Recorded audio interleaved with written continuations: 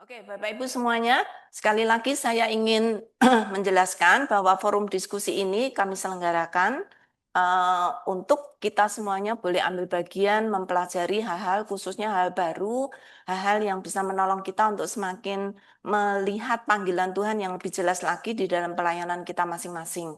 Jadi Bapak Ibu, kita baru aja memulai satu kali bulan yang lalu, jadi baru forum diskusi teologi ini baru dimulai tahun ini.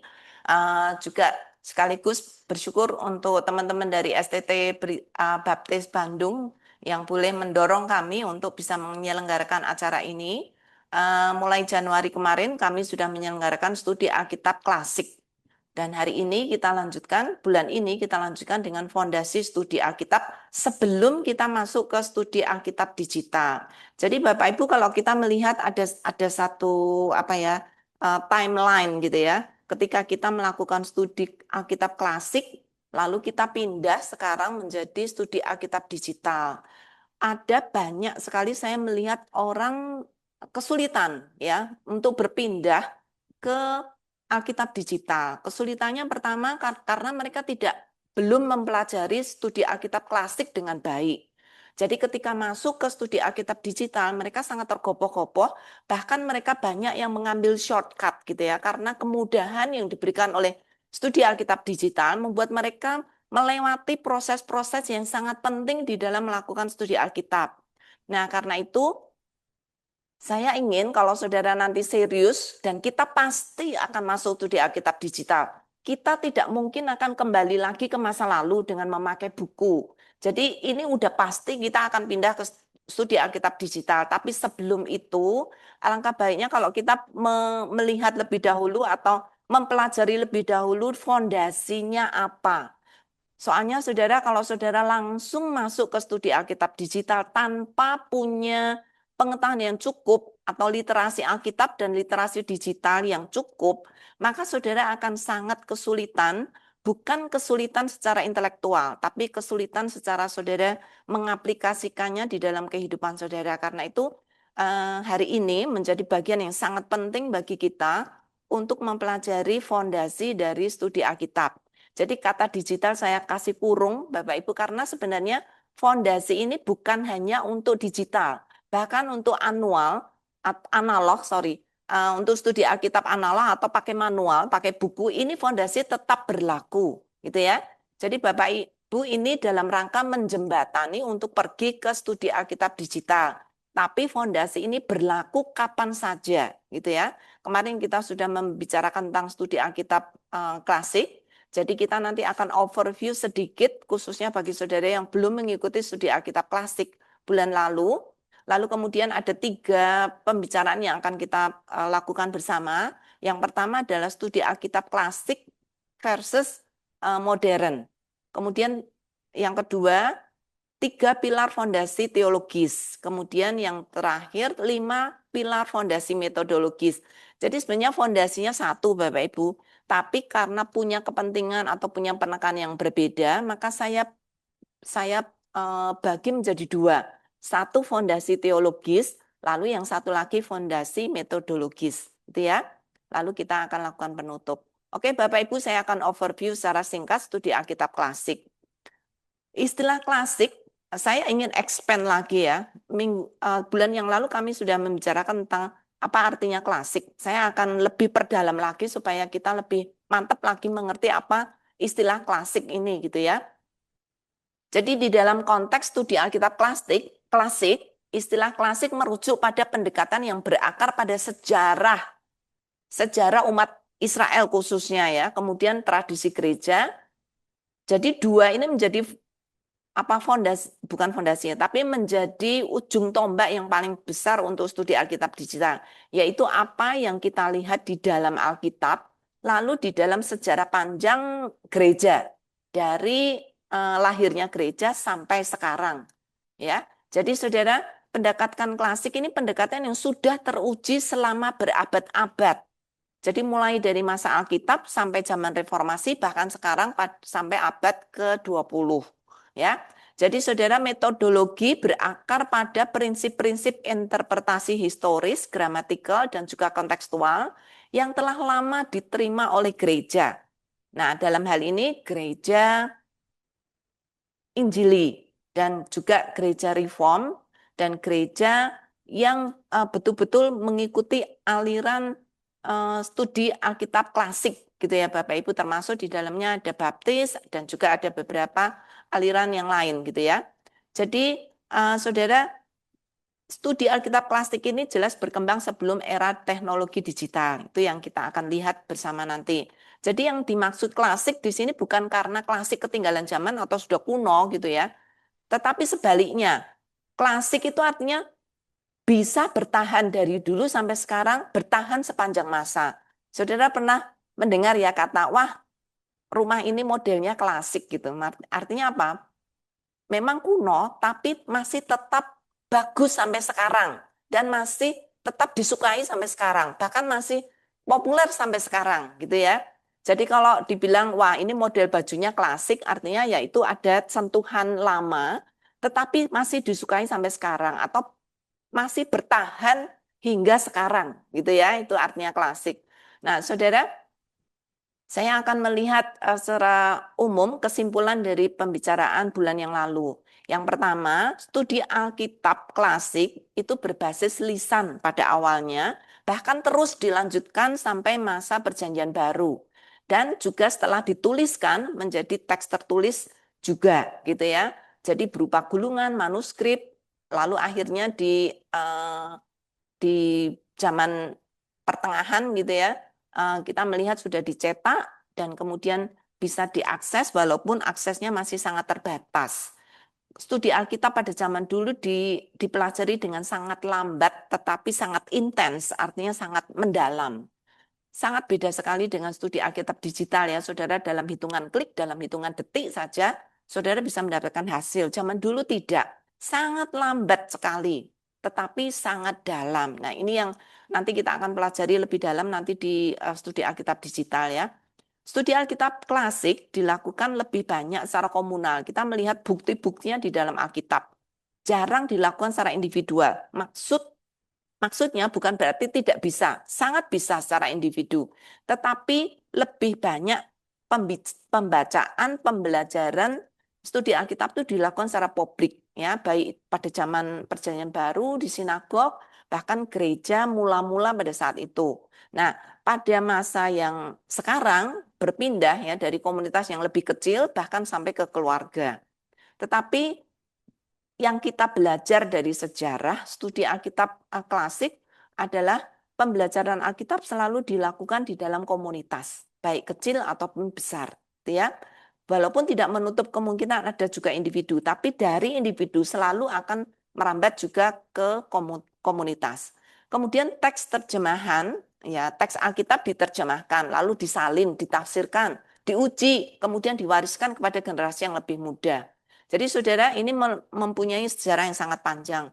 Di dalam Alkitab kita melihat Allah meminta semua yang sudah Allah berikan secara oral itu dituliskan.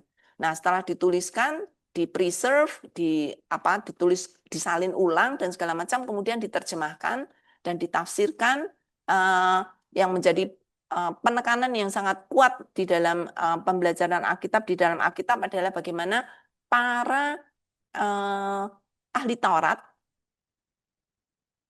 Tapi saudara jangan salah tafsir dengan ahli Taurat pada zaman Tuhan Yesus ya. Maksudnya ahli Taurat dalam arti yang sesungguhnya itu bagus.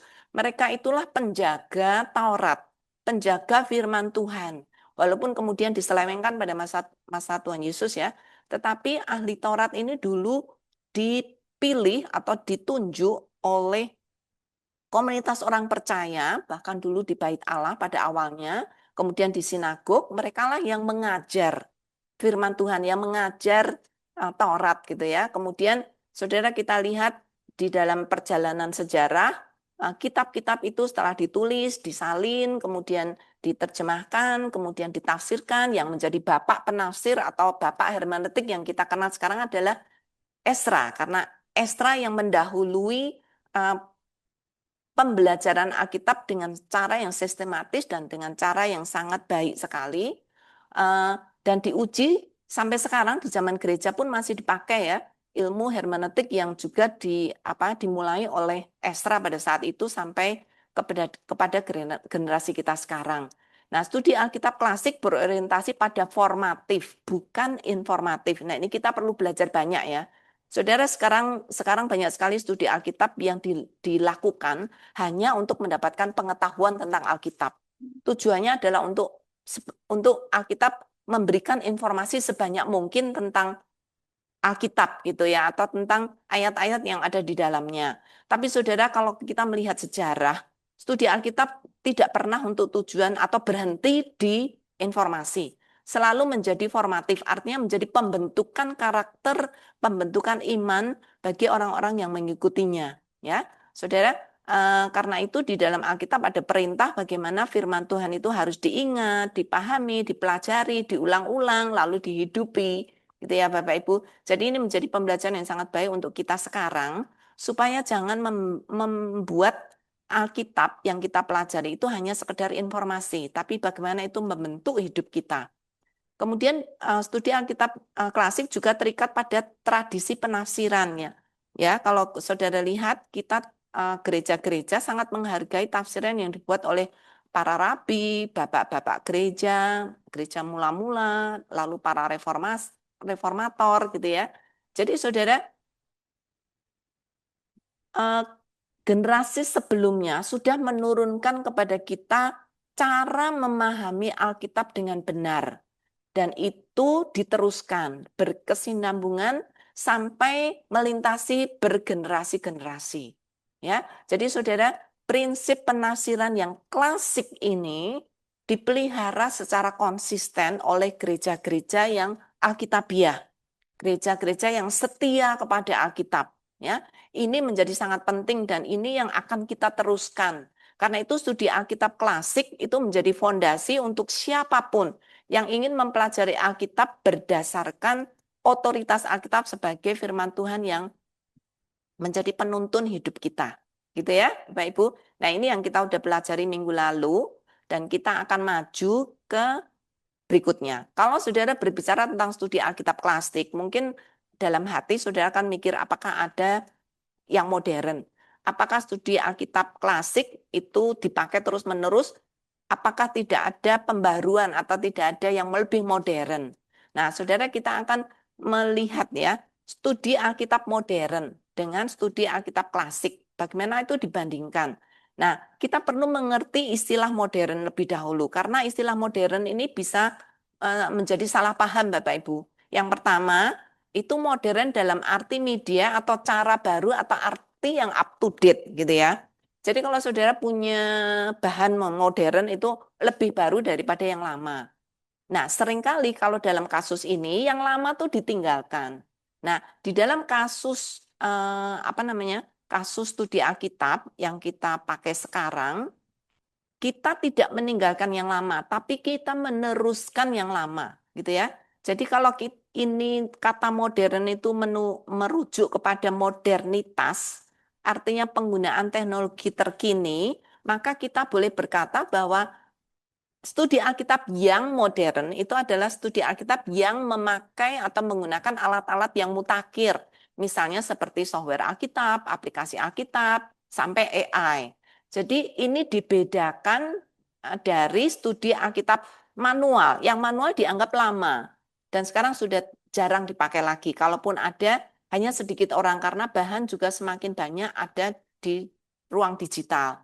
Atau disebut juga analog. Jadi ada beberapa istilah yang kita akan mengerti ya Bapak Ibu. Studi Alkitab klasik itu berdasarkan sejarah gereja, sejarah Alkitab dan sejarah gereja.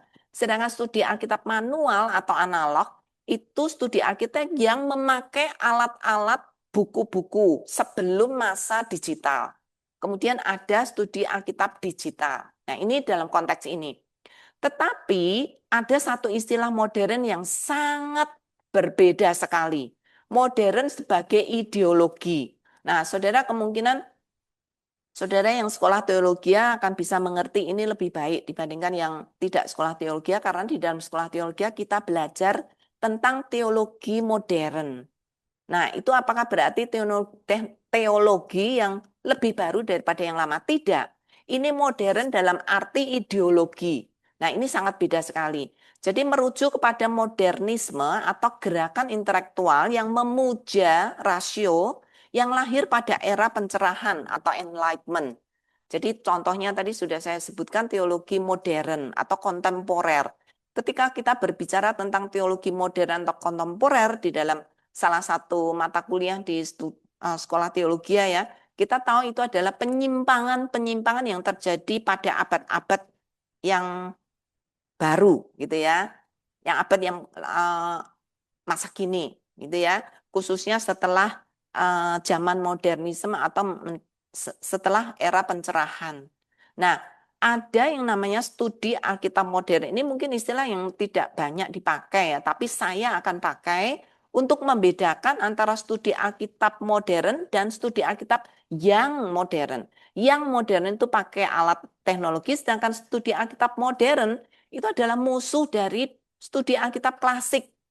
Nah, kalau saudara kurang paham dengan istilah studi Alkitab modern, mungkin saudara lebih kenal dengan istilah historical critical approach atau pendekatan kritis sejarah atau modern biblical criticism. Itu yang lebih banyak dipakai ya saat ini. Jadi kalau saudara saya merefer ke studi Alkitab modern itu sama dengan historical critical approach atau modern biblical criticism. Nah, apa itu? Kita akan belajar lebih dalam. Setelah ini saya tidak akan membicarakan tentang studi Alkitab yang memakai alat-alat modern. Bulan depan kita akan berbicara tentang itu. Tapi khusus yang sekarang ini saya akan membahas tentang modern sebagai ideologi karena ini sangat penting banget sekali. Sangat penting sekali Bapak Ibu. Kalau saudara tidak mengerti ini dan tidak punya fondasi studi Alkitab klasik, maka saudara akan mengalami banyak masalah, gitu ya. Saudara akan melakukan banyak penyimpangan. Karena itu saya akan menjelaskan dengan lebih detail tentang modern dalam arti ideologi. Nah, kenapa saya menyebut ini sebagai musuh dari studi Alkitab klasik? Nah, kita akan melihat perbedaannya. Jadi perbedaan mendasar antara klasik dan modern itu terletak pada presuposisinya, praanggapan atau anggapan dasar. Ini sangat esensial sekali Bapak Ibu ketika kita berbicara tentang presuposisi itu cara kita, dasar kita berpikir. Itu presuposisi. Nah, yang membedakan studi Alkitab klasik dan modern itu presuposisinya atau praanggapannya. Anggapan awal saudara ketika saudara memulai studi Alkitab. Nah, perbedaannya apa? Dalam hal inspirasi, klasik itu menganggap Alkitab adalah firman Allah seluruhnya atau verbum Dei yang tidak mungkin salah. Firman Allah yang Allah sendiri yang menuliskan, Allah sendiri yang menyatakan dirinya secara tertulis, dan apa yang sudah ditulis itu tidak mungkin salah. Itu anggapan studi Alkitab klasik. Nah, sedangkan modern sangat berbeda sekali Bapak Ibu.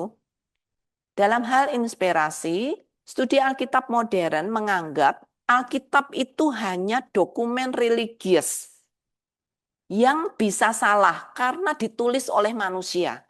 Kalau manusia yang menulis, maka bisa salah. Karena itu perlu dikritik, perlu dijudge, atau perlu diperiksa atau dinilai ulang.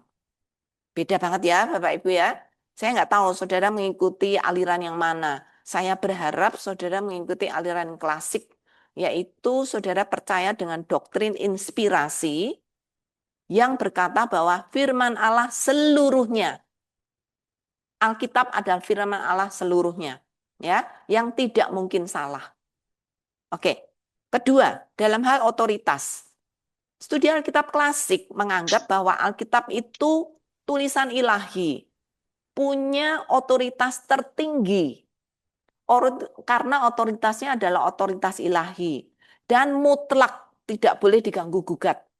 Otoritasnya mutlak dan final. menjadi hakim paling utama dan paling final. Tidak ada yang lain yang akan lebih tinggi daripada Alkitab. Gitu ya Bapak Ibu.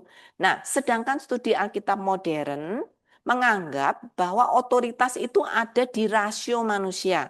Saudara ingat ya, di dalam zaman modernitas, rasio itu sangat dipuja. Rasio itu sangat dikagumi, dianggap itu yang paling utama. Bahkan rasio bisa memberikan penilaian yang lebih baik daripada Alkitab. Nah, saudara, beda banget ya. Sekali lagi, kenapa saya mengatakan studi Alkitab klasik itu studi Alkitab modern itu musuh dari studi Alkitab klasik karena presuposisinya sangat beda. Ketiga, makna teks. Bagaimana bisa mendapatkan arti, bagaimana kita bisa memahami teks secara klasik. Kita diberikan tuntunan dengan membuat prinsip penafsiran yang benar. Jadi prinsip penafsiran yang benar itu akan sangat menolong kita untuk menemukan teks yang sudah ditulis di dalam Alkitab. Gitu ya. Nah, kita akan berbicara lebih banyak tentang prinsip penafsiran yang benar ini di slide-slide selanjutnya. Nah, bagaimana dengan modern? Modern tergantung pembaca. Jadi makna teks itu bisa berubah-ubah tergantung pembacanya dan tergantung konteks zamannya. Kalau pembaca zaman dulu dengan pembaca sekarang pasti beda karena punya konteks yang berbeda. Sehingga makna teks itu tidak objektif, tapi subjektif, tergantung yang menafsirkan.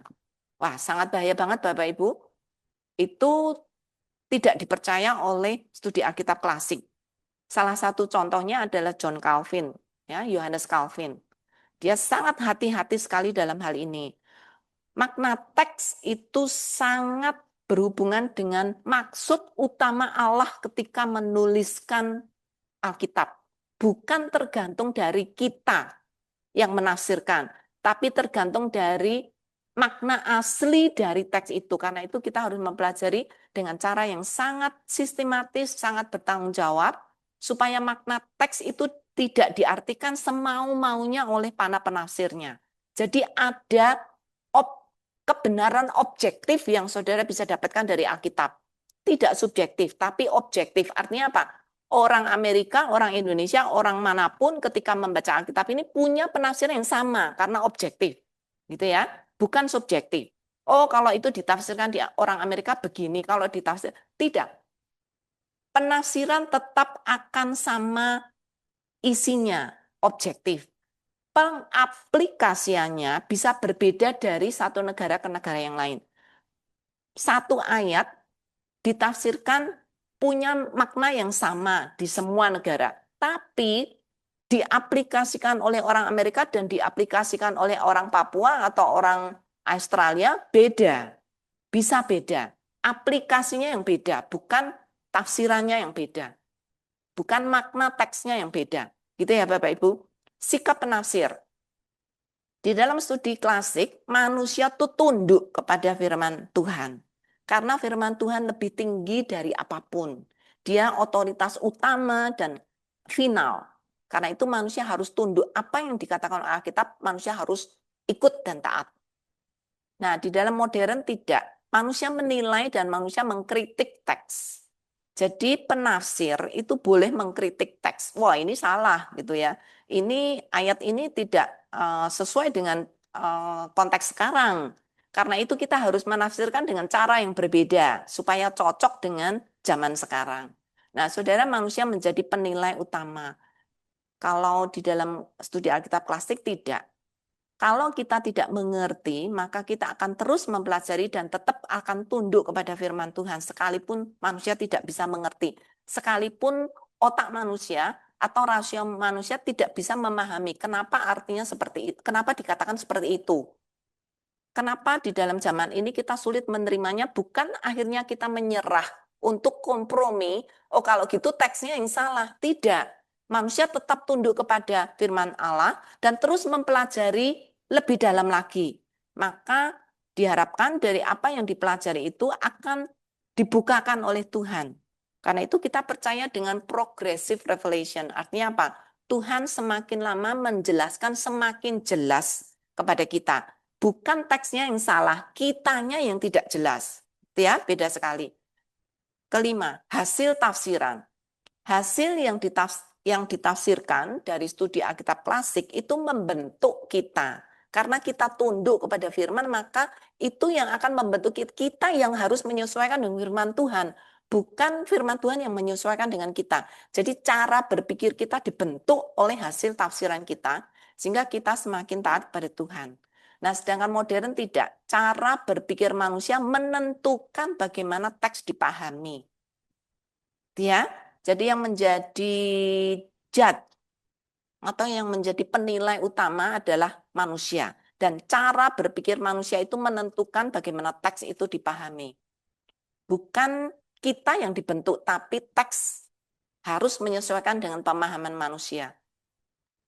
Keenam, mukjizat di dalam Alkitab. Ini yang paling jelas ya, karena ini sebenarnya masuk di dalam makna teks, tapi saya akan pisahkan, karena ini yang menolong kita lebih jelas lagi untuk membedakan aliran-aliran yang kita tahu sekarang. Mukjizat, studi Alkitab klasik percaya pada mukjizat di dalam Alkitab. Sedangkan modern tidak percaya kepada mukjizat.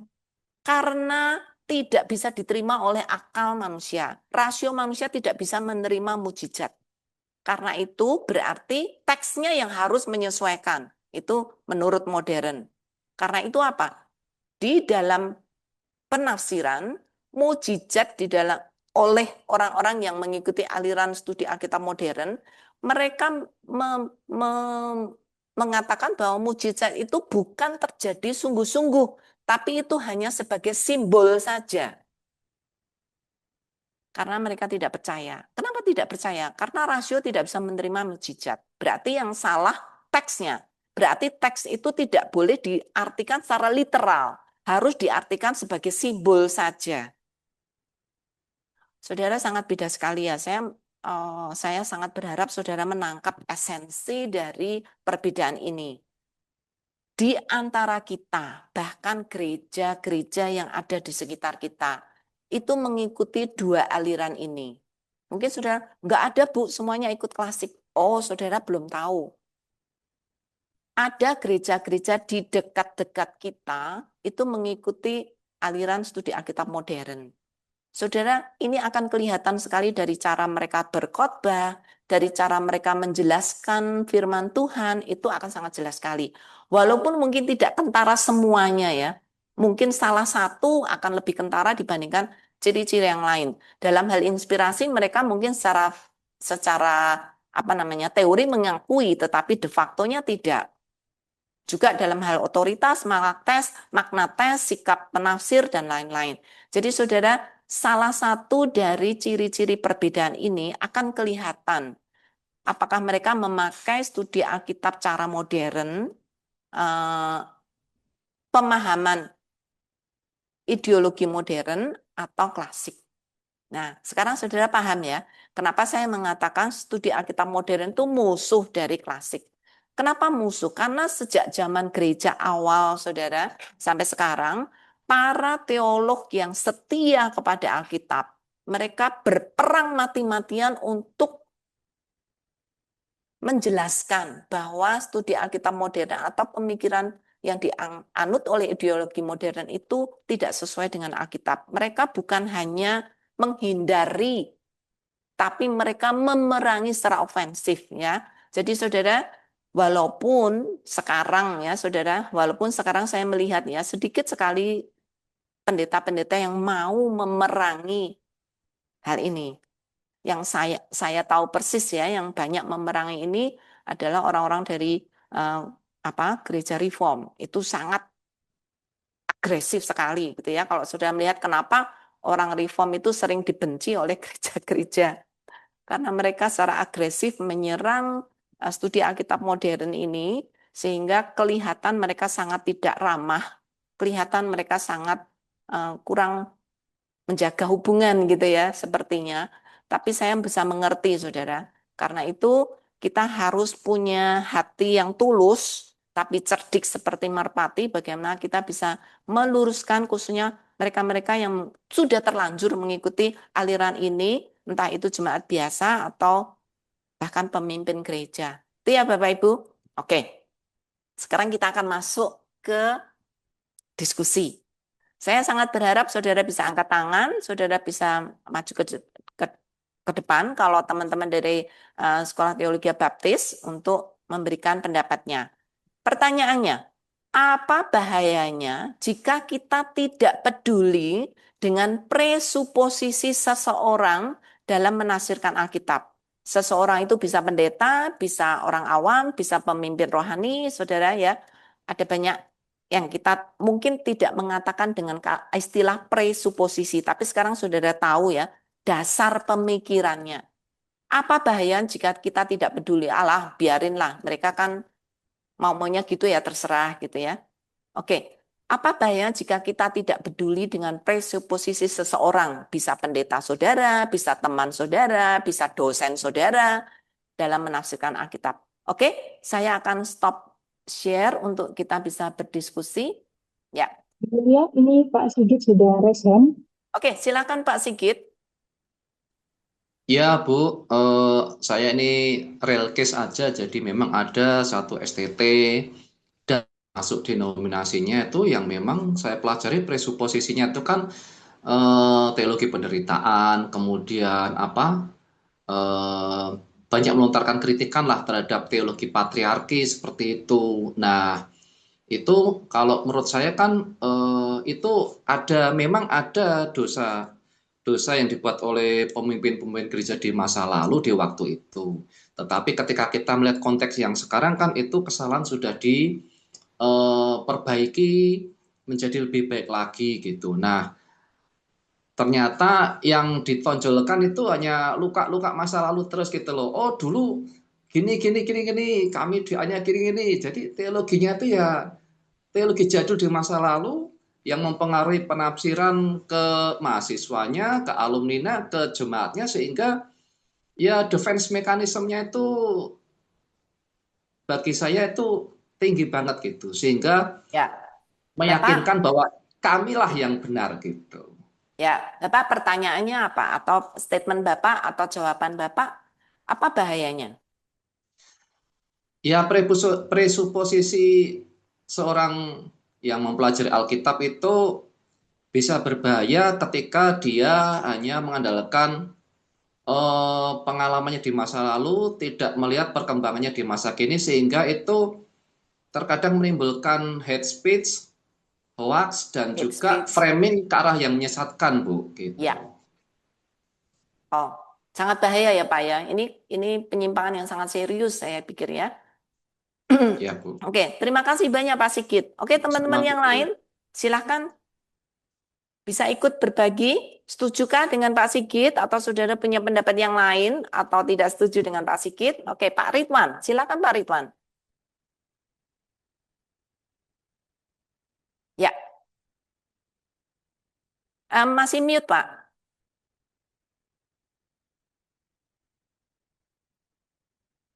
Oke, silakan. Baik, bisa dengar suara saya, Bu? Ya, bisa Baik. kedengar Pak.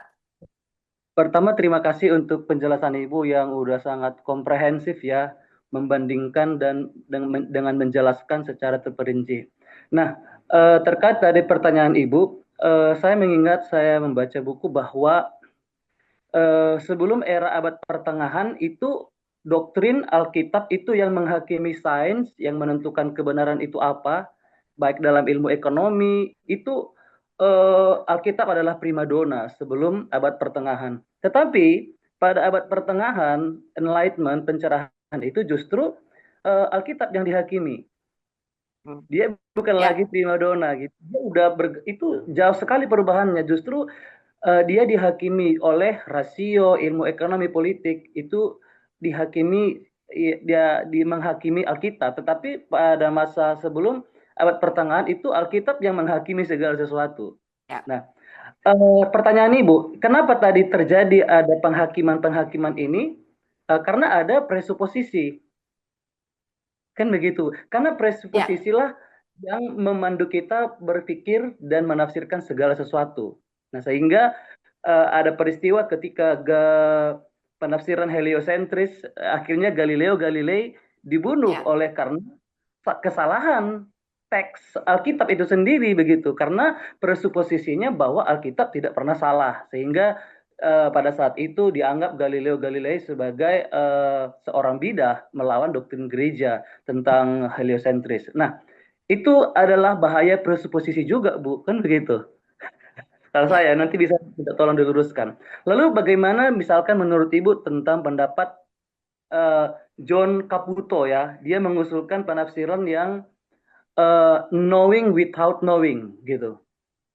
Itu kalau saya tidak salah dulu pernah kami pelajari itu konsep penafsiran John Caputo ya. Dia mengatakan bahwa kita harus merengkuh ketidaktahuan kita terhadap pemahaman yang sifatnya misteri, yang berada di luar pemikiran, yang berada di luar nalar ataupun jangkauan cakrawala berpikir kita. Sehingga ketika kita knowing, mengetahui tanpa mungkin adanya presuposisi, dan apakah itu menurut Ibu mungkin akan lebih fair dan mungkin akan lebih mengantarkan kita untuk bisa terbuka terhadap pemahaman dan misteri yang tidak bisa kita interpretasikan. Ya. Oke, teman-teman yang lain juga boleh menjawab loh, nggak harus saya. Apakah ada yang mau memberikan respons? Tapi Iya, Bapak itu apa namanya, presuposisi yang paling jelas itu ketika kita menganggap bahwa Alkitab itu seluruhnya firman Tuhan atau Alkitab itu sebagian firman Tuhan dan ada yang bukan firman Tuhan. Kalau kita menganggap seluruh Alkitab itu firman Tuhan, maka kita tidak akan meninggikan diri di atas Alkitab, karena itu adalah firman Tuhan. Kalau itu diakui ya. Tetapi kalau kita mengakui bahwa Alkitab itu hanya sebagian firman Tuhan dan tidak semuanya firman Tuhan, nah itu yang jadi masalah. Lalu siapa yang menentukan yang mana firman Tuhan, yang mana yang tidak? Kan artinya manusia yang punya hak untuk menentukan. Nah, karena kalau itu sudah terjadi, Pak, maka apapun bisa terjadi. Seperti yang beberapa dikomentari oleh teman-teman yang di live chat ya, mengatakan bahwa oh Yesaya tuh tidak ditulis oleh Yesaya sendiri. Kemudian oh apa kisah Ayub itu cuma dongeng, bukan benar-benar kejadian dan lain-lainnya. Itu hasil dari mereka yang melakukan studi Alkitab apa namanya, historis kritik approach gitu ya. Mereka yang melakukan studi Alkitab modern melihat itu sebagai bagian dari presuposisi mereka, yaitu bahwa itu berarti tidak semuanya firman Tuhan. Ada sebagian yang bukan firman Tuhan. Nah, ketika itu sudah mulai, Pak, apapun yang saudara katakan, nggak akan mungkin ketemu dengan orang yang memang percaya seperti itu. Jadi kadang-kadang perdebatan kita akan banyak cuman membuang waktu kalau presuposisi itu tidak mau digerakkan. Jadi kalau kita berdebat dengan orang yang memang percaya bahwa Alkitab itu tidak semuanya firman Tuhan, udah kita akan punya apa ya, hati yang lebih jelas untuk minta Tuhan yang menolong. Karena nggak mungkin manusia bisa mengubah itu kecuali Roh Kudus yang akan mengubah dia. ya, Ya, Bu Yuni, ada beberapa jawaban juga dari live chat. oke. Ini ada dari Pak Beni, bisa jadi sesat kemungkinan, apalagi seperti teologi pemakmuran. Terus dari Ibu Yuni Langke, bahayanya ia menyampaikan isi pikiran yang bisa di luar konteks firman. Ya, oke. Ini ada Pak Kristanto yang sudah raise hand. Silakan Pak. Ya, Ya, baik. Terima kasih Bu Yulia untuk penjelasannya. Dan eh, saya melihat ya, saya menemukan beberapa kali diskusi dengan mahasiswa teologi, bahkan itu dari sekolah teologi yang cukup besar, terkenal gitu. Kadang-kadang saya menemukan bahwa presuposisinya itu adalah ada yang pendekatannya adalah modern. Ya, memang ya, banyak juga yang masih klasik ya, tetapi yang modern itu juga kami menemukan dan itu memang susah sekali untuk kita ajak diskusi. Seperti Ibu sampaikan tadi adalah buang-buang waktu kalau diskusi Ya, dengan mereka. Pertanyaannya adalah bagaimana kita bisa menolong mereka memahami bahwa yang klasik inilah yang penting begitu. Nah, itu yang pertama. Yang kedua adalah ketika kemudian mereka sudah pada presuposisi yang modern, itu bahayanya adalah bahwa keselamatan di dalam Kristus itu secara praktisnya ya, itu menjadi relatif ya, oh, relatif. yes, Jadi itu ya, hanya penafsiran mereka saja. Kalau ya, tidak sesuai rasio, berarti ini memang ya, tidak mutlak gitu. ya, Dan ya, betul. yang bahaya berikutnya yang mereka juga sampaikan adalah bahwa amanat agung itu mereka katakan penting, tetapi bukan yang utama. Ya, Jadi itu tidak harus dilakukan. Yang penting adalah bagaimana kita hidup baik, tidak baik, menyusahkan orang betul. lain, Ya, bagaimana hidup sosial yang lebih baik menjadi berkat bagi orang lain, itu ya, lebih penting. Jadi ya, masalah keselamatan menjadi sesuatu yang katakanlah saya menangkap itu tanda petik nomor dua. Yang penting bahwa betul, bagaimana hidup kita itu betul. memiliki Ya, dampak bagi orang lain, ya, tanpa bicara tentang apakah masa keselamatan sekarang ini akan mereka nikmati juga di waktu yang akan datang, mereka relatif ya. Itu yang penting hari ini mereka seperti itu. Padahal ya mereka belajar teologi di sekolah teologi. Nah, itu bahayanya seperti itu. Artinya bahwa secara kualitas iman kekristenan jadi menurun.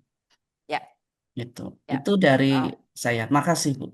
terima kasih banyak, Pak. Itu tadi pertanyaan Bapak sudah terjawab ya. Bagi saya yang sudah pernah gitu ya didebat dengan mereka yang punya presuposisi modern, sulit sekali, Pak. Hanya Tuhan yang bisa mengubah mereka karena itu punya apa dasar pengenalan dengan Tuhan yang tidak jelas gitu ya, atau tidak seperti yang kita mengerti lah gitu ya, sehingga sulit. Tapi ya beberapa bahaya yang Bapak sebutkan tuh sangat tepat sekali ya, sangat bagus sekali.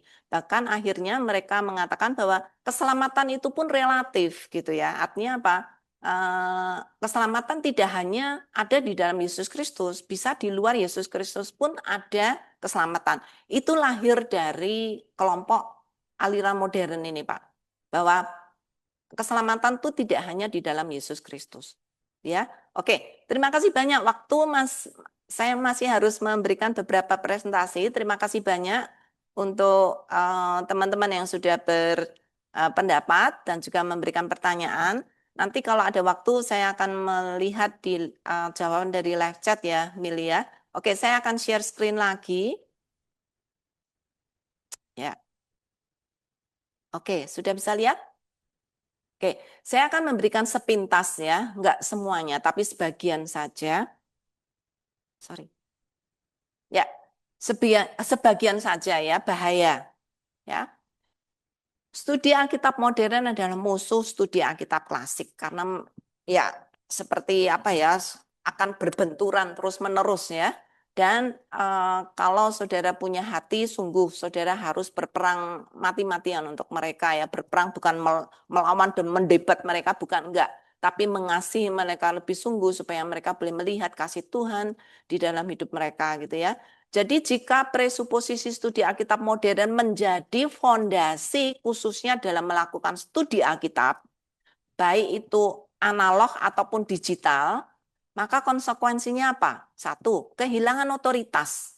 Alkitab tidak lagi diterima sebagai tuan yang berotoritas, tetapi hanya objek untuk diteliti dan dibuktikan kebenarannya secara sepihak. Jadi orang penafsir yang mencoba membuktikan dan menjudge atau menghakimi dan tidak mendengar apa yang Alkitab bisa sampaikan kepada mereka. Jadi ini pembuktian sepihak gitu ya, karena tidak membiarkan Alkitab untuk berbicara atau firman Tuhan berbicara kepada mereka. Kedua, kedaulatan rasio. Rasio menjadi naik tahta, menjadi penentu dari kebenaran Alkitab.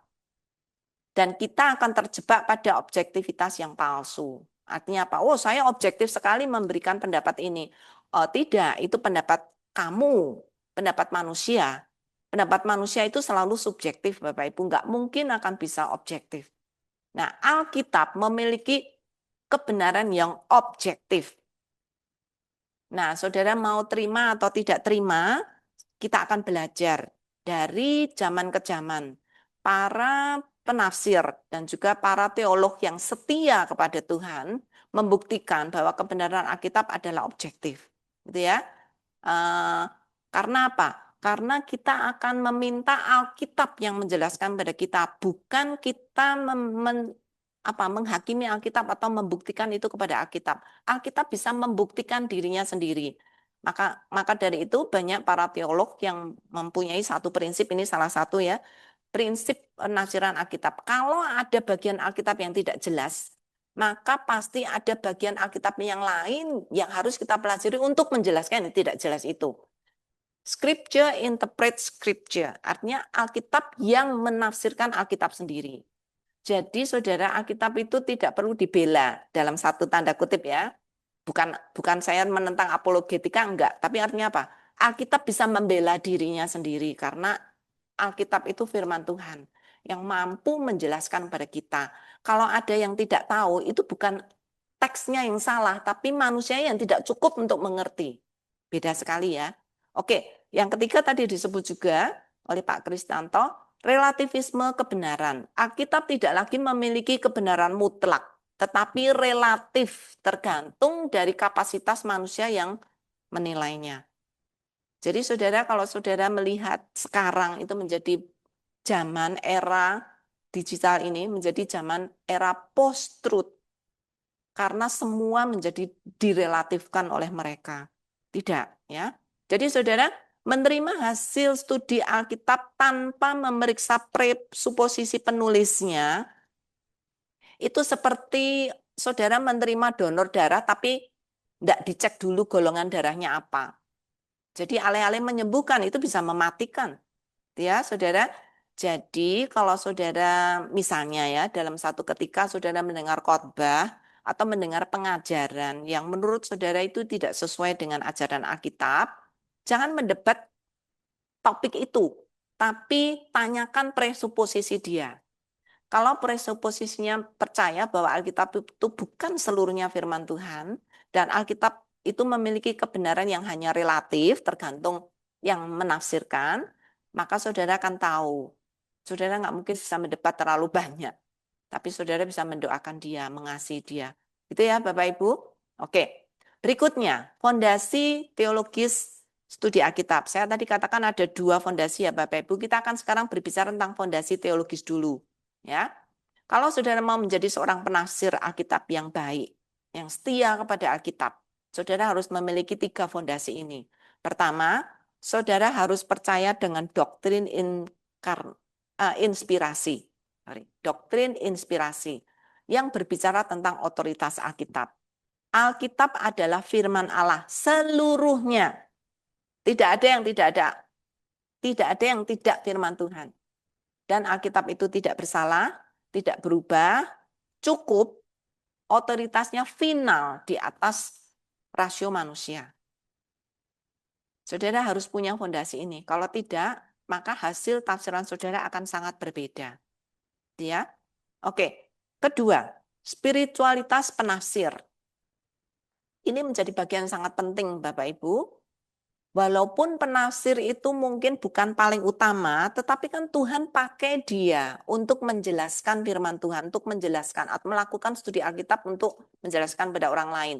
Nah, kalau spiritualitas penafsir ini sendiri kita tidak bisa pegang gitu ya, maka hasil penafsirannya juga saudara pasti akan tahu bagaimana hasilnya. Jadi, pengakuan akan ketergantungan mutlak pada Roh Kudus, saudara percaya dengan doktrin iluminasi, maka saudara bisa mempercayai orang itu. Maka orang yang mengakui ketergantungan mutlak pada Roh Kudus untuk mengerti firman Tuhan, maka dia akan punya komitmen untuk taat melakukannya. Karena itu firman Tuhan, Roh Kudus yang menjelaskan pada dia. Ya, walaupun mungkin aplikasinya sulit, walaupun mungkin saudara tidak bisa gitu ya. Tetapi saudara kalau saudara tahu, saudara bergantung seluruhnya bahwa Roh Kuduslah yang menjelaskan itu kepada saudara, maka saudara akan taat seberapa sulitnya. Dan saudara akan mau melakukannya karena saudara tahu apa artinya kalau saudara tidak taat. Ya. Jadi saudara, atau dengan kata lain, seorang penafsir harus punya rasa takut akan Tuhan dan percaya bahwa Roh Kudus yang memberi penjelasan, menolong kita untuk memberi penjelasan tentang hal-hal yang ada di dalam Alkitab. Bukan penjelasan secara intelektual saja. Karena apa yang ditulis oleh Alkitab itu bukan penjelasan informasi yang sifatnya kognitif, tetapi juga spiritual. Ya, Bapak Ibu. Jadi kalau saudara mengagumi seorang pengkhotbah, saudara lihat spiritualitas dia, hidup dia secara rohani. Apakah dia memiliki ketergantungan mutlak pada Roh Kudus, bahwa apa yang dia mengerti dari Alkitab, apa yang dia pelajari dari Alkitab, itu Roh Kudus yang menjelaskan pada dia, bukan karena dia pintar, bukan karena dia punya intelektualitas yang lebih tinggi daripada orang lain. Itu ya Bapak Ibu. Oke. Dan kalau seorang yang seperti itu, dia pasti akan punya komitmen bukan hanya menjelaskan apa yang menjadi hasil studi dia kepada orang lain, misalnya dalam bentuk khotbah, tetapi dia sendiri komitmen untuk melakukan sebelum dia mengkhotbahkan pada orang lain. Ya, saudara, seorang pengkhotbah harus mendengar khotbahnya sendiri, harus menjadi pendengar pertama dari khotbahnya. Dia juga sebelum menyuruh atau memerintahkan jemaat untuk taat melakukan kebenaran firman Tuhan, dia sendiri juga harus sudah taat melakukan itu. Kalau tidak, maka dia akan hidup di dalam dualisme, Bapak Ibu. Satu pihak dia menyuruh saudara untuk percaya apa yang dikatakan firman Tuhan, tetapi dia sendiri tidak melakukannya. Akhirnya menjadi orang-orang seperti Farisi ya Bapak Ibu, seperti ahli Taurat. Bisa mengajarkan tetapi tidak bisa menjalankan. Oke. Yang ketiga, tradisi gereja. Menghargai sejarah penafsiran gereja, pengakuan iman, katekismus, dan tulisan para bapak gereja dan para reformator. Saudara, ada banyak orang tidak mau melihat tradisi gereja. Saudara, kalau saudara percaya adalah Allah yang memegang seluruh kendali isi dunia ini, maka saudara juga tahu ada orang-orang yang Tuhan sudah pilih, yang Tuhan sudah perkenan di masa-masa yang lalu, yang memberikan harta karun penjelasan firman Tuhan kepada kita. Dan itu menjadi treasure, menjadi harta karun bagi kita. Karena itu harus kita hargai. Saudara, gereja yang tidak menghargai pengakuan iman, katekismus, juga tulisan para bapak gereja dan para reformator, mereka adalah orang-orang yang miskin akan kebenaran firman Tuhan. Saudara, dari zaman ke zaman Tuhan memakai, bukan saudara saja pada zaman ini, tapi dari zaman dulu sampai zaman sekarang, Tuhan sudah memakai orang-orang yang Tuhan berkenan, orang-orang yang takut akan Tuhan, orang-orang yang setia kepada Tuhan untuk menjelaskan isi Alkitab. Maka itu saudara harus baca juga. Karena di dalam penjelasan-penjelasan mereka itu kita belajar banyak. Saudara, di dalam alat-alat studi Alkitab yang Sabda Pak buat, yang saudara mungkin juga sudah pakai, saudara kan melihat misalnya seperti tafsiran Matthew Henry, kemudian tafsiran dari beberapa bapak gereja yang lain, termasuk Calvin dan lain-lain. Saudara, itu menjadi treasure, itu menjadi menjadi harta karun. Tapi sayang sekali ya Bapak Ibu, orang-orang sekarang, bahkan pendeta, orang-orang awam, itu tulisan kuno, kita nggak ngerti apa maksudnya. Waduh, saudara, Tuhan juga berbicara lewat mereka loh, bahkan kadang mungkin lebih jelas dibandingkan kita sekarang. Bahkan lebih otentik, karena dulu kan tidak terkontaminasi dengan banyak informasi atau algoritma yang disajikan oleh AI ya Bapak Ibu ya. Jadi saudara harus juga melihat, karena mereka juga orang-orang yang dipilih oleh Tuhan untuk menjelaskan itu bagi kita. Karena itu kita pakai menjadi treasure. Gitu ya Bapak Ibu. Jadi paling tidak 3 pilar fondasi ini, ada yang lain lagi ya Bapak Ibu. Tapi ini pokok 3 yang saya ingin berikan pada saudara untuk saudara boleh memberikan perhatian. Pertama, doktrin saudara tentang Alkitab. Yang kedua, hidup saudara sebagai seorang penafsir Alkitab. Kemudian ketiga, bagaimana kita menghargai orang lain yang sudah Tuhan pakai sebelumnya untuk kita bisa belajar dari mereka. Itu ya. Karena saudara banyak sekali ajaran sesat yang sudah terjadi pada masa yang lalu dan terulang lagi sekarang, gitu ya. Jadi kayak tadi yang disebutkan oleh beberapa peserta yang memberikan tanggapan, itu kesalahan-kesalahan yang sudah dulu sudah terjadi dan sekarang seperti teologi kemakmuran itu bukan sekarang saja, dulu juga ada loh Bapak Ibu. Kalau kita membaca sejarah gereja, maka saudara akan melihat itu juga pernah ada, bukan hanya sekarang saja. Bentuknya saja mungkin berbeda. Oke? Sekarang kita akan masuk ke diskusi ya Bapak Ibu, pertanyaannya. Apakah kerendahan hati dan keyakinan penafsir akan otoritas Alkitab sering lebih menentukan dalam memahami Alkitab daripada kecerdasan intelektualnya? Atau kecerdasan intelektual, ya. Oke, saya akan turunkan. Oke, saudara, saat untuk diskusi. Ya, Bapak Ibu, diharapkan yang belum tadi berkomentar atau memberikan tanggapan, silakan aktif untuk berdiskusi. Kami juga mengundang untuk teman-teman dari SCTB, apakah bisa join untuk diskusi, silakan bisa maju ke depan. Oke, saya akan mengulang lagi pertanyaannya ya. Apakah kerendahan hati dan keyakinan penafsir akan otoritas Alkitab sering lebih menentukan dalam memahami Alkitab daripada kemampuan atau kecerdasan intelektualnya? Kenapa? Jawabannya kemungkinan besar saya tahu, bisa menebak, tapi mengapa? Alasannya lebih penting daripada jawabannya. Silakan. Ya, Bapak Ibu Ada? bisa langsung raise hand.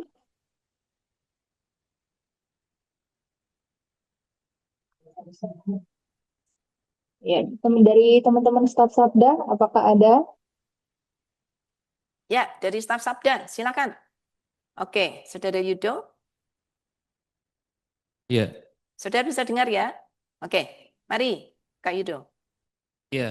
Menurut saya ya lebih penting karena kayak kita usaha untuk kayak tadi ya, kita tuh jadi kayak objek dah. Itu bukan lagi kayak kita mengambil satu kebenaran di dalamnya gitu, tapi kita kayak menambahkan pikiran kita. Dan juga ketika kita misalnya saja buka aja Kejadian 1 pasal 1 gitu ya, langsung diperhadapkan dengan Tuhan membuat alam semesta dalam 7 hari gitu. Itu kan juga menantang logika ya. Dan banyak orang juga untuk memahami itu mereka buat spekulasi dan itu gitu. Tapi sebenarnya kalau menurut saya ketika untuk memahami hal itu ya kita sebenarnya juga satu jawabannya adalah tunduk pada logika Allah gitu, bukan pada logika kita. Kayak seperti itu sih. Karena juga ketika ada beberapa khotbah gitu, ada beberapa khotbah yang saya kenal, saya pernah dengar gitu, yang dengan pakai bahasa yang tinggi-tinggi gitu, tapi kadang-kadang nggak nyampe gitu dengan apa namanya jemaat. Sementara ada yang dengan rendah hati dia bahasanya sederhana, orangnya juga dalam keseharian juga kita lihat orangnya juga apa namanya baik begitu ya. Itu lebih berbicara gitu, lebih kenceng daripada yang mereka dengan apa namanya dengan pengetahuan yang kelihatan lebih luas di atas mimbar tuh apa namanya menyampaikan firman Tuhan gitu. Kadang lebih nyampe yang Ya. rendah hati itu sih menurut saya. Oke, terima kasih Pak Yudo. Ada yang lain? Setuju? Tidak setuju? Silakan, teman-teman yang lain. Ya, Tidak ada. SCTB Bandung, silakan. Ayo mewakili salah satu. Setuju nggak? Ini dari live chat Ibu, ada yang menanggapi Ibu Yuni Langke. Oke. Ya benar, kerendahan hati dan keyakinan penafsir menentukan. Karena ia akan dengan hati terbuka mau menerima masukan bahkan yang mungkin berbeda dengan intelektualnya sendiri. Allah Roh Kudus akan memberi pencerahan pada dirinya. Amin. Ya, betul. Kalau seorang penafsir punya keyakinan besar, apalagi ketergantungan dia kepada Roh Kudus, maka yang menjadi bukti kebenaran petafsirannya itu bukan kecerdasannya, tapi bagaimana Roh Kudus menuntun hidupnya atau menuntun pikirannya. Roh Kudus dengan sangat mudah memakai pikiran saudara menuntun masuk ke dalam kebenaran. Dibandingkan kalau saudara punya kecerdasan yang tidak mau diatur gitu ya. Kalau saudara cerdas luar biasa dan saudara tidak mau diatur oleh Roh Kudus, maka mungkin saudara menghasilkan penjelasan yang luar biasa, tapi mungkin itu tidak sesuai dengan apa yang dimaksud oleh Alkitab. Ya, oke. Tapi ada tapinya ya, saudara. Bukan berarti kita tidak mau mengakui fungsi dari kecerdasan intelektual yang Tuhan berikan. Akal budi tetap sangat penting, tetapi akal budi harus tunduk kepada kuasa Roh Kudus. Sehingga itu bisa dipakai, sehingga apa yang dia tafsirkan, apa yang dia mengerti dengan Alkitab, itu sesuai dengan apa yang Tuhan inginkan. Oke, sekarang saya akan berikan satu contoh ya. Kalau kita ada di satu ruangan, misalnya seperti ruangan di STTB itu ya, ada berapa orang kalian? 30? Oke, ada 30 atau 50 orang di satu ruangan. Lalu ketika masing-masing masuk ke dalam ruangan itu, di depan pintu ada meja. Dan di meja itu ada satu amplop dan tulisannya, ini surat diberikan kepada Ana. Ketika semua masuk, nggak tahu siapa yang taruh surat itu di atas meja itu gitu ya. Tapi di Ana.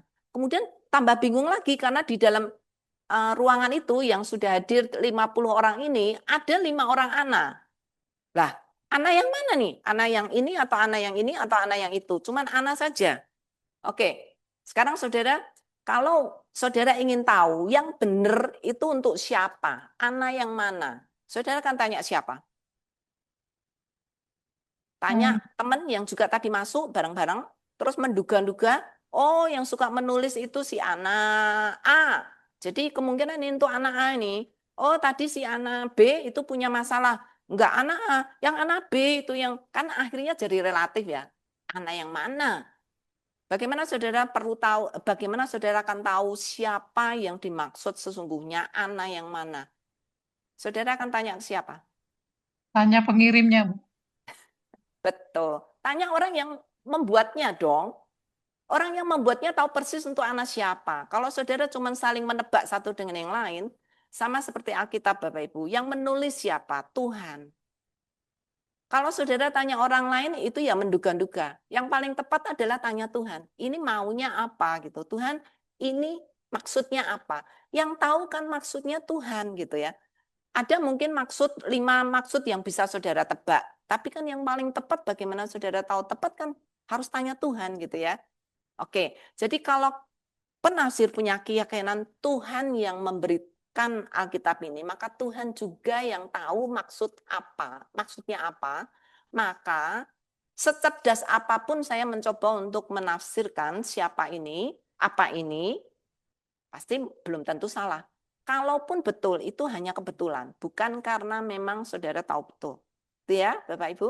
Oke, terima kasih. Kita akan lanjut ya, untuk satu bagian lagi.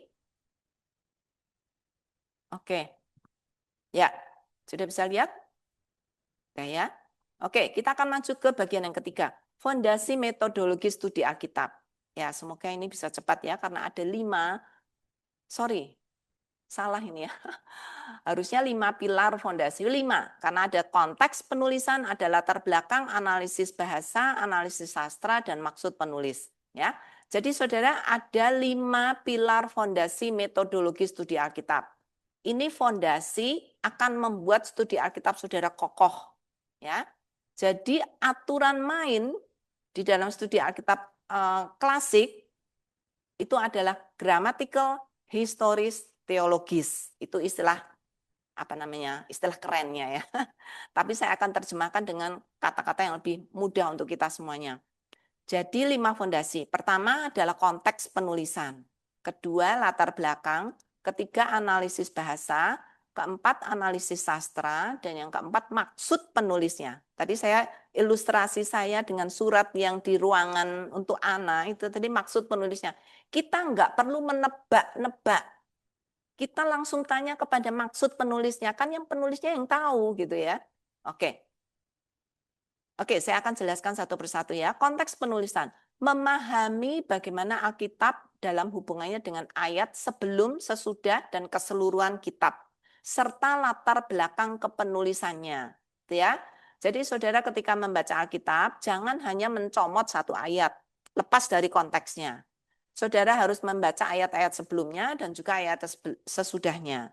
Bahkan kadang-kadang pasal sebelumnya atau pasal sesudahnya, karena kadang ada hubungannya. Satu ayat itu punya konteks gitu ya. Kalau konteksnya beda ya kemungkinan artinya jadi beda. Jadi harus mengerti konteksnya dengan benar, gitu ya. Juga latar belakang kepenulisan. Artinya kalau saudara mempelajari Matius, tanya, Matius itu ditulis tahun berapa? Matius itu ditulis oleh siapa? Siapa itu Matius? Lalu tujuan penulisan dari Matius itu apa? Yang sudah dipelajari oleh para ahli kitab. Saudara akan menemukan ini di mata kuliah pengantar perjanjian lama atau perjanjian baru, karena di sana saudara akan belajar banyak ya, garis besarnya, tahun penulisannya, tujuan penulisannya, dan lain-lain gitu ya. Itu semua harus saudara tahu. Supaya apa? Saudara tidak melepaskan satu pengertian itu di luar konteksnya, gitu ya, di luar konteksnya. Jadi sangat penting sekali. Banyak sekali orang menafsirkan secara salah dan akhirnya menjadi ajaran yang sesat kalau dia menafsirkan Alkitab tanpa membaca dulu lingkungannya atau konteksnya. Gitu ya. Jadi konteks penulisan itu penting. Kedua, latar belakang.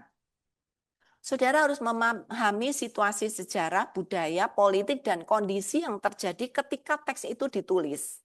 Teks itu punya konteks sejarah, punya budaya, politik, dan kondisi, dan lain-lain. Karena itu kalau saudara mencoba mengerti Alkitab dengan konteks sekarang, kemungkinan saudara akan aneh sekali gitu ya, akan aneh sekali.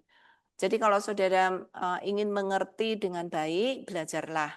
Kalau itu zaman Yeremia, maka saudara harus tahu konteks Yeremia pada saat itu secara politik seperti apa. Keadaannya itu keadaan yang sukacita atau keadaan yang penuh penganiayaan atau penuh penindasan atau penuh penderitaan.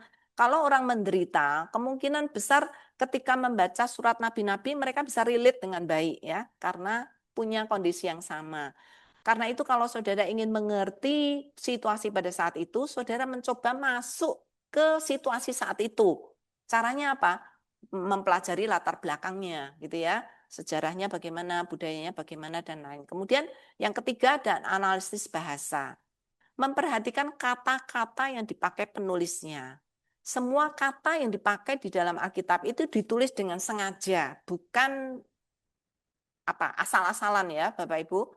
Termasuk arti kata, struktur kalimat, terutama dengan melihat bahasa aslinya. Saudara, karena Alkitab kita tidak ditulis dalam bahasa Indonesia, Alkitab asli tidak ditulis dalam bahasa Indonesia, sehingga konteksnya sangat berbeda. Kita harus melihat konteks Ibrani dan Yunani, karena itu yang menjadi latar belakang dari Alkitab dituliskan. Karena itu Bapak Ibu sangat penting banget, terkhusus ketika kata-kata di dalam bahasa Ibrani atau Yunani itu sering syarat dengan makna teologis yang kita zaman sekarang tidak tahu atau zaman sekarang sulit untuk melihat itu gitu ya. Maka saudara harus kembali melihat bahasa aslinya. Nah, saudara, ini semua yang tadi saya jelaskan ini sekarang sangat mudah sekali untuk saudara dapatkan. Saudara, dulu tidak ada buku-buku pengantar, dulu tidak ada kamus bahasa, tidak ada kamus leksikon, kamus bahasa asli Ibrani Yunani, tidak ada sejarah yang bisa menceritakan atau buku-buku yang menceritakan tentang keadaan politik zaman itu atau budaya zaman itu.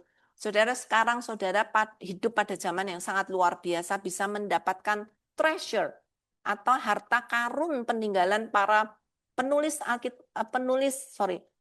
Alkitab pada zaman dulu yang sudah membuat barang-barang ini gitu ya, buku-buku ini menjadi hal yang sangat berharga sekarang. Sekarang orang yang langsung memakai studi Alkitab digital sering tidak menghargai bagaimana itu dulu ditulis. Itu tuh semua peninggalan, bukan karena kepandaian AI Bapak Ibu, tapi AI belajar dari semua catatan yang dipakai oleh para penafsir Alkitab zaman itu, sehingga AI itu bisa tahu. Bukan karena AI-nya pinter, tapi karena dia sudah di-training dengan data-data yang cukup gitu ya, Bapak Ibu. Oke, kemudian analisis sastra. Ketika memahami kitab-kitab yang berupa narasi atau sejarah sangat berbeda ketika saudara mempelajari atau mencoba mengetahui atau memahami kitab-kitab puisi. Beda juga dengan perumpamaan, beda juga dengan surat-surat. Jadi masing-masing genre tulisan itu menolong saudara untuk tahu maksudnya apa. Kalau tidak, maka saudara akan mengartikan itu dengan sangat kacau. Ya, Bapak Ibu. Jadi saudara tahu jenis tulisannya apa dulu, sehingga cara penulisannya itu disampaikan dengan cara yang berbeda. Ya, kenapa pakai kata-kata hiperbola? Nah, itu karena puisi gitu ya. Sehingga saudara itu bukan sesuatu yang harus diartikan secara literal. Nah, itu sangat penting sekali. Maka banyak sekali pada saat dulu sebelum ada buku-buku referensi penolong ini, banyak para pengkhotbah itu menafsirkan Alkitab secara alegoris karena mereka nggak punya bahan. Ya, saudara, pada zaman gereja mula-mula itu banyak sekali tulisan-tulisan Perjanjian Lama itu diartikan secara alegoris karena mereka nggak punya bahan, gitu ya. Tetapi saudara dengan pertolongan Roh Kudus sangat luar biasa. Bahan-bahan yang alegoris itu ada kebenaran yang tersirat sekalipun tidak seluruhnya merupakan kebenaran yang tepat, gitu ya. Oke, yang kelima adalah maksud penulisnya. Mencari pesan utama yang ingin disampaikan oleh penulisnya kepada pembaca pertama zaman itu. Kita adalah pembaca zaman sekarang. Ketika kita menerima, kita bukan pembaca pertama. Karena semua tulisan itu kan ditujukan kepada siapa kan jelas ya Bapak Ibu. Atau paling tidak kita tahu. Ditujukan untuk orang-orang pada zaman itu. Gitu ya. Karena itu saudara harus mengerti bagaimana kita memindahkan dari pembaca dulu ke pembaca sekarang. Apanya yang beda? Gap apa yang harus dijembatani? Gap bahasa, gap sejarah, gap budaya, dan lain-lain, supaya saudara tidak mengartikan itu secara salah. Nah, saudara, ini menjadi fondasi ketika saudara melakukan studi Alkitab.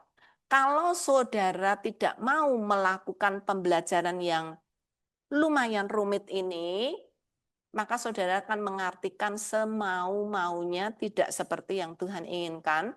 Dan kalau itu akhirnya nanti menjadi viral, maka saudara akan menjadi nabi palsu. Karena mengajarkan tidak sesuai dengan apa yang menjadi maksud Alkitab.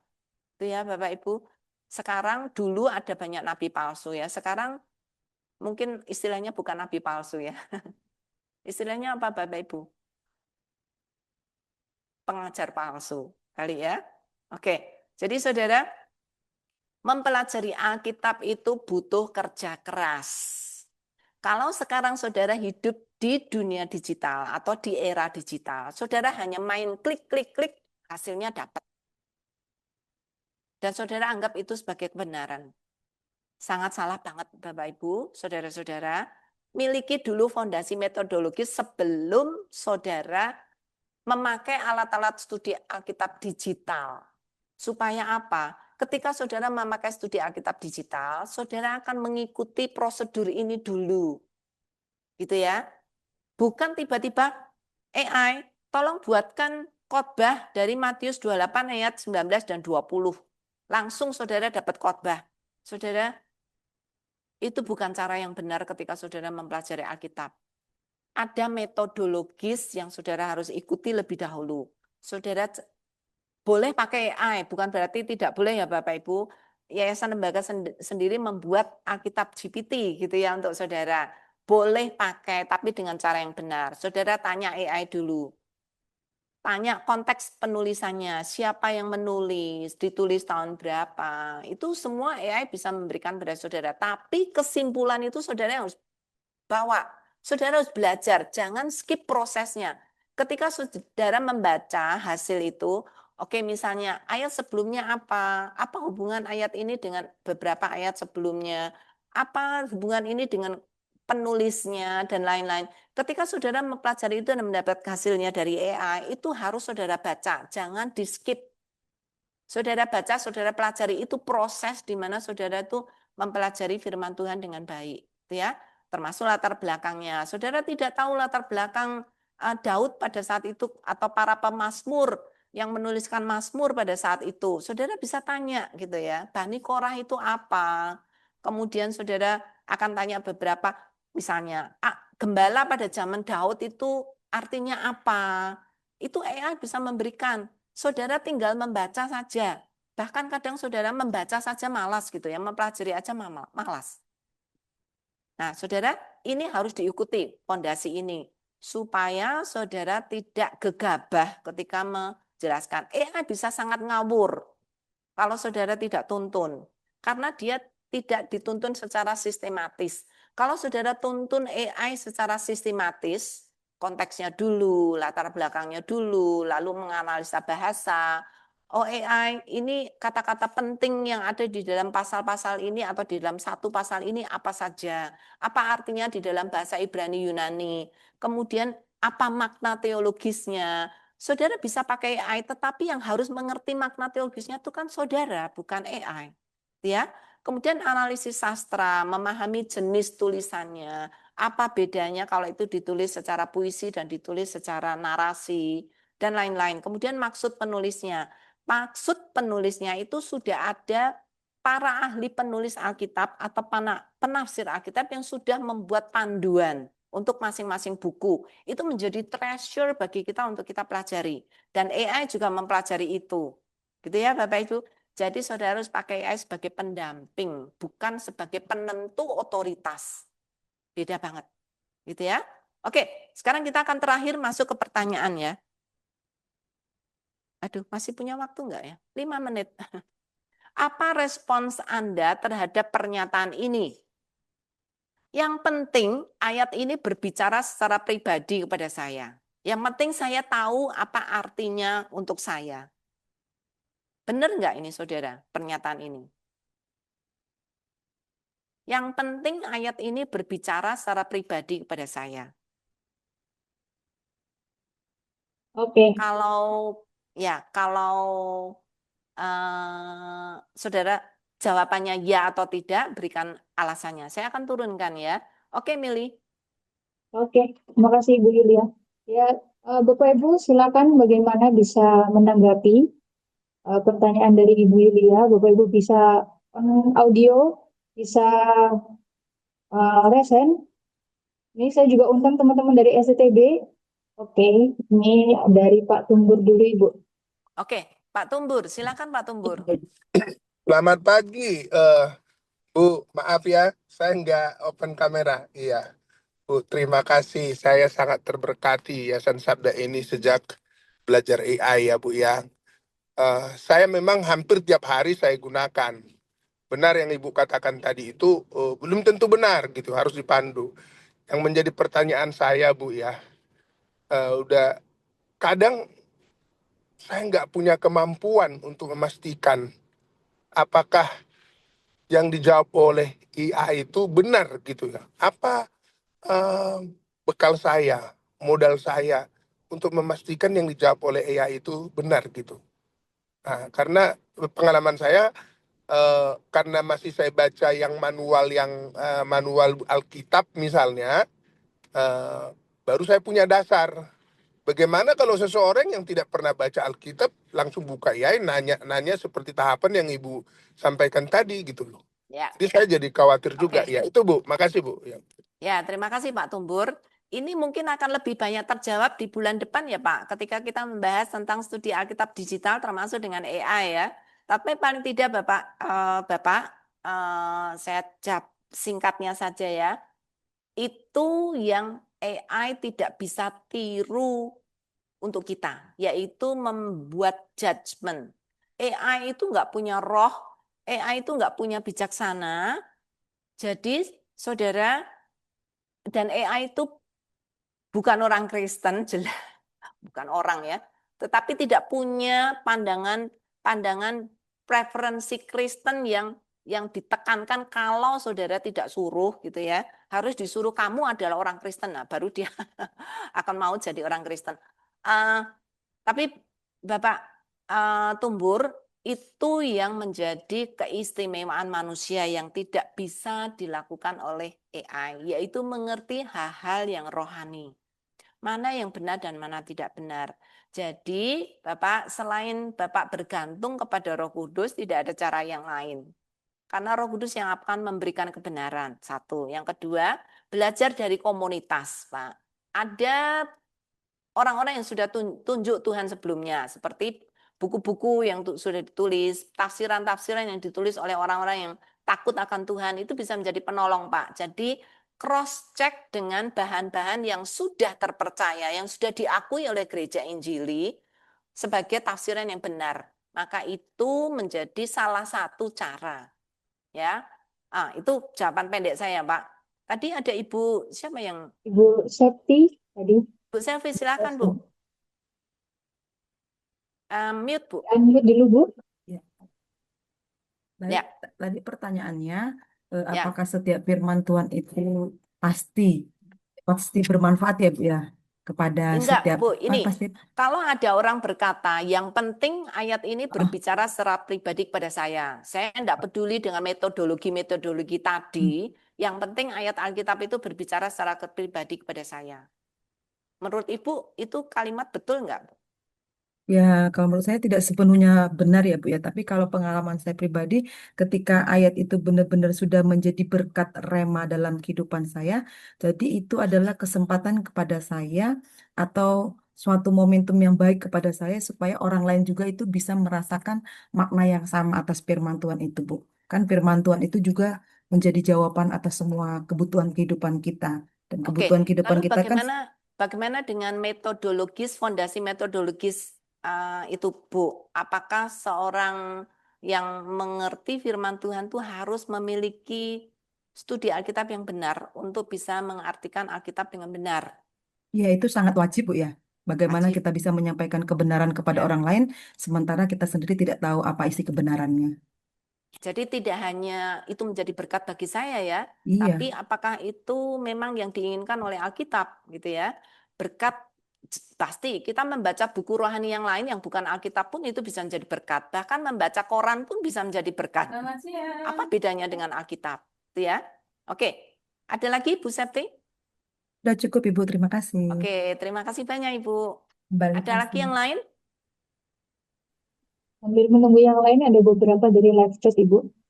Ya. Ini saya bacakan dari Kak Roma, nggak benar.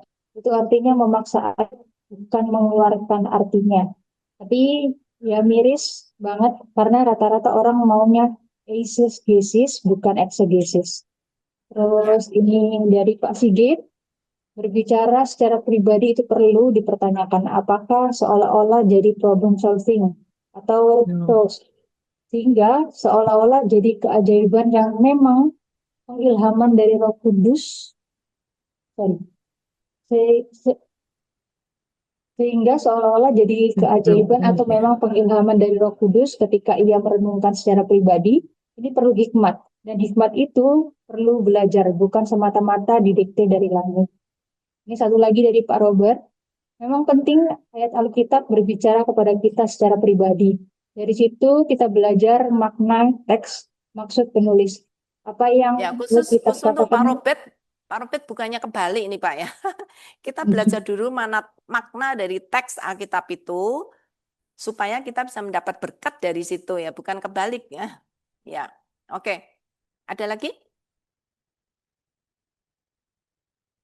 Mute? Mili, masih ada lagi? Dari live chat sudah, Ibu. Oke. Ya, Bapak Ibu, ada lagi yang ingin raise hand yang terakhir kesempatan saya berikan? Ini saya rindu dengar dari STB nih, Bu. Bagaimana teman-teman Anak-anak STB? STTB. Ada tanggapan?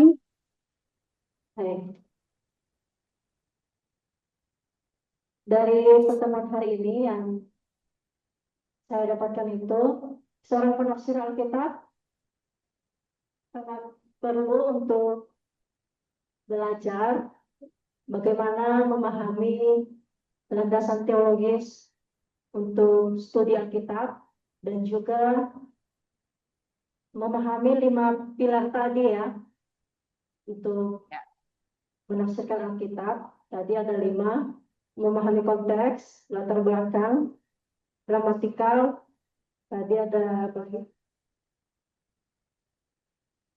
maksud penulis dan analisis sastra. Kembali ya. analisis sastra dulu, baru maksud penulis. Dan tadi pertanyaan terakhir itu, menurut saya, kalau menafsirkan Alkitab itu tidak hanya sekedar berhenti pada diri sendiri, tapi bagaimana kita menggali lebih dalam lagi agar kita bisa menyampaikan kepada orang lain sesuai pada konteks dan maksud penulis Alkitab itu. Terima kasih. Ya, oke. Terima kasih Bapak Ibu. Ada satu kutipan yang saya kira sangat penting sekali untuk kita ya. Ini dari John Stott. Itu salah satu juga orang yang walaupun sudah dipanggil Tuhan ya sekarang ya. Dia penulis buku-buku rohani dan juga penafsir Alkitab yang sangat baik sekali, memberikan khotbah-khotbah sangat bermutu. Saudara, dia berkata, Scripture is not to be judged by us. Alkitab itu tidak untuk kita hakimi. Kita yang harusnya dihakimi oleh Alkitab. Ya, itu yang lebih benar. Jadi Scripture is not to be judged by us, we are to be judged by Scripture. Ya, Saudara, minggu depan bukan minggu depan ya. Bulan depan tanggalnya ini enggak ditulis ya. Tanggal 27 Maret, sudah ya. Kita akan mempelajari tentang studi Alkitab digital, ya. Hari ini kita sudah punya fondasi. Sekarang dari fondasi yang kita punya itu kita bawa untuk masuk memakai alat-alat digital. Kita tidak mungkin akan kembali ke masa lalu. Kita akan maju terus karena dunia terus akan maju ya Bapak Ibu. Jadi saya tahu ke depan kemungkinan hanya studi Alkitab digital yang akan masih dipakai oleh orang-orang sekarang dan masa yang akan datang. Karena itu penting sekali untuk kita belajar bagaimana melakukan studi Alkitab digital.